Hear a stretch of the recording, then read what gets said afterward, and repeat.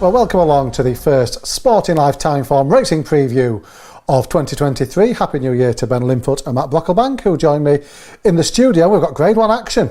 Grade 1 action on the first Saturday to get our teeth stuck into. Anyway, so Unibet Tolworth hurdle at Sandown, one of the big novice hurdles in the British calendar. Let's have a look at the Time Form ratings graphic on screen. Matt, this looks a strong renewal this year.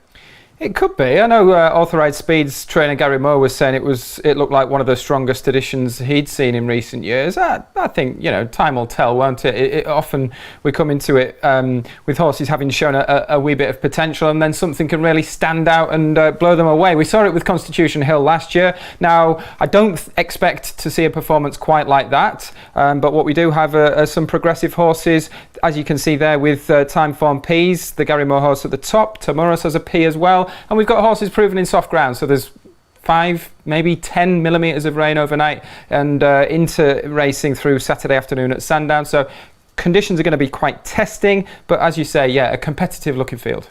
Let's take a look at Authorised Speed, Ben. For Gary Moore, he spoke about the horse on Sporting Life on Thursday, and here he is winning at Sandown. Yeah, and you're going to see him make a bit of a mess at the last, and you would think this horse has to brush up his jumping if he's going to win a Grade 1, but he's clearly a horse with an engine. Was 5th behind Facile Vega in the Champion Bumper last year. There you go, there's the bad mistake. Knocks all of his momentum away, and he pulls away again. He's clearly got a lot in hand of these rivals on this day. Grade 1 opposition against horses with similar profiles, that's a different question of him. But he's clearly a talented horse. You just got to look at his bumper record as well, and I think conditions are going to be vital on Saturday, because like Matt said, it's soft ground already. There's another potentially 10 mils forecast Saturday morning. It's going to be really testing again. I think that's when we really see the best of these Gary Moore horses. So that would be a tick in the box for Authorised Speed for me. And I think he's a big player, but there's a lot of similarly interesting horses in this race. Tamuras for Paul Nicholls, one of them, Matt, a horse on the upgrade. Now, I was quite taken by this win we've got of him. This is a clip of him winning at Haydock.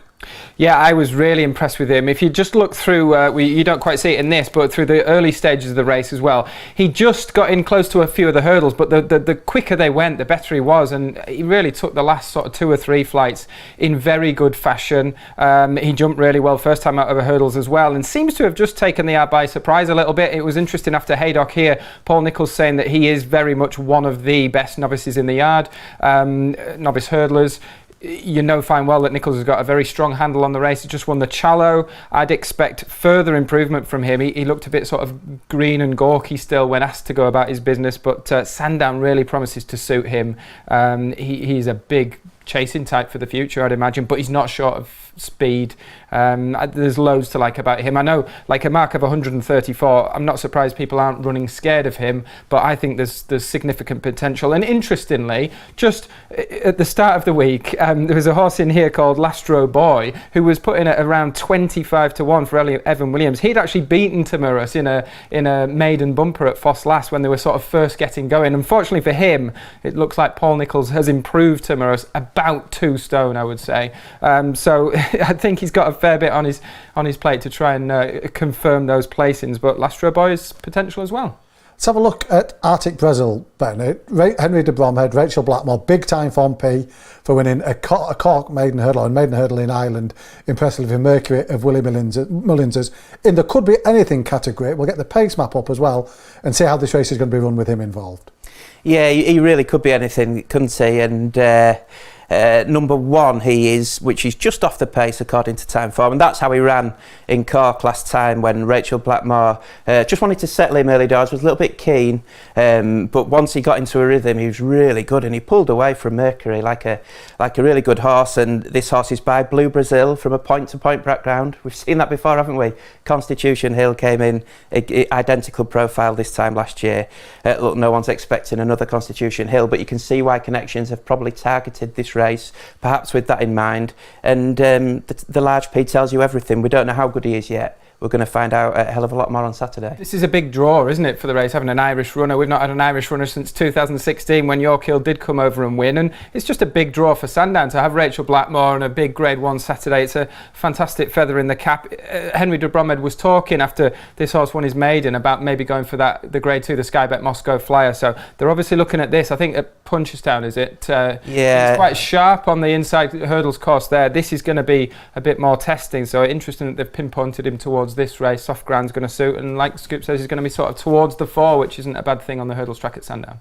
Think of Godolphin at Sandown, think of the Coral Eclipse, races like that. Now, Namian Lyon's not with him anymore, but he was with Godolphin, and an interesting recruit for the jumping ranks. He is interesting, isn't he? He was with André Fabre in France and won a Longchamp Handicap and was second in a Group 2 at the same track, and clearly had his issues because wasn't seen for nearly 750 days, being gelded, and ended up at Kerry Lee's for £18,000, and it looked like a money badly spent when we saw him at Doncaster on the flat and he was tailed off 61 lengths behind Dark Jedi. But switching to Timber, we've seen a different horse absolutely sluiced up at Hereford, and then at Haydock ran well, giving a penalty away to a highly touted Fergal O'Brien horse. So again, he's another one in the could be anything camp. I think he's got a little bit more to prove than a few of the ones that have wins next to their name, but he's an interesting horse nonetheless. Tolworth tip, Matt? Yeah, I'm with Tamuras. I just think he's ready-made. He's I know having previously said that he's open to a lot more of improvement, but he jumps really, really well. I'd have slight concerns about authorised speed in that department when the tempo increases, and Arctic Brazil as well did just look a little bit scruffier over his hurdles than Tamuras, and if there's value, it's got to be Astro Boy, but again, he's sort of creeping into around the right sort of price now. I'd say 10 to 1 is about right for him. Ben? I'm going to go with the Irish Raider, Arctic Brazil. I think if Rachel Blackmore can get him settled in the early stages, he could be tough to peg back. Let's move on to the Unibet Veterans Handicap Chase with Sporting Life veteran Ben Linfoot. And Ben, we're going to get the time form ratings up for this one. This is a good renewal of this race, isn't it? The final of the Unibet Veterans series, and we've got some familiar names in there, but look how competitive it is on those time form numbers. Yeah, it's hard to think of a poor renewal of this race, isn't it? Because it's a popular concept, the Veteran Series. It's done really well. And again, we've got another really good final with some old familiar names in there. Ramses de Tailly, Snow Leopardess, Prime Venture, last year's winner, who comes back on an identical mark. And it's really tough to unravel, but we'll give it a good go. Let's start, Matt, with Ramses de Tailly. He was back on song at Warwick last time. We've got video footage of that, video replay clip.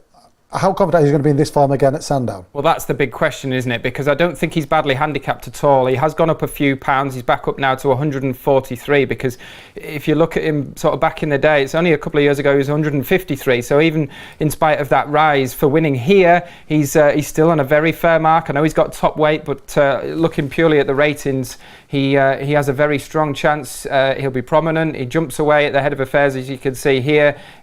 It was absolutely the right time to catch him, I think, this day. He'd had a breathing operation over the summer. Now, whether he can build on it is the big question. This is a more competitive race. He's had the 52 days off. Interestingly, like, horses come into this race, they've only generally, like winners of this race, generally only run once or twice earlier in the season, and they've kept him fresh for this. And, you know, you think of Ramses de Tailly, might be showing my age here, but you don't think of him necessarily as an absolute old gunslinger. You know, he's not totally exposed, is he? You know, he had a touch of class about him, and I'm not surprised to see him sort of very close to the top of the betting.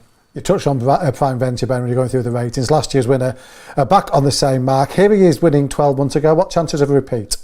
Well, he's got a huge chance, and he's been and punters have latched onto him. But what was he when Chris Day put him up here in the week, Dave? Do you know? 14 to 1. 14 to 1. He's 4 to 1 now in places. So a real gamble this week on Prime Venture, and you can see why, because Evan Williams has got him handicapped again. He won this race off a mark of 130 last year in really testing ground, and the rain's coming for him. He's off an identical rating.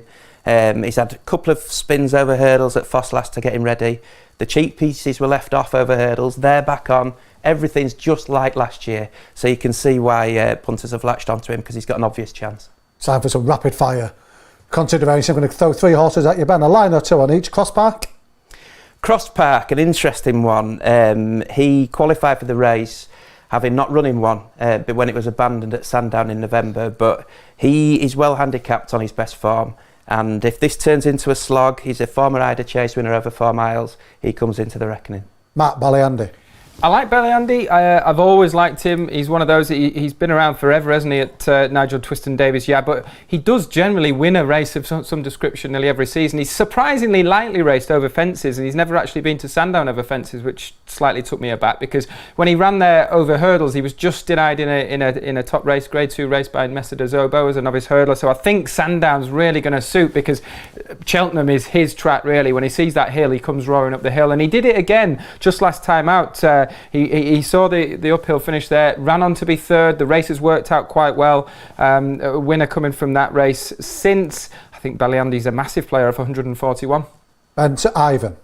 A horse I've always liked, and he likes testing ground, Harry Fry's horse, and he has run in this race twice before, has finished third twice before, off marks of 135 and 140, and he's in here off 129, so an obvious chance from a handicapping perspective. It's tipping time in the Veterans Handicap Chase final. Matt, you go first. Yeah, another positive for me for Wishing and Hoping. Another horse who's likely to be towards the 4. I backed him last year in the Classic Chase at Warwick. He's a couple of pounds lower. He just got denied that day, but I do think there's pace elsewhere in the race that might put him under a bit of pressure. If I'm pushed for a selection, I think the double figure prices about Ballyandy are very solid. He's not like a veteran.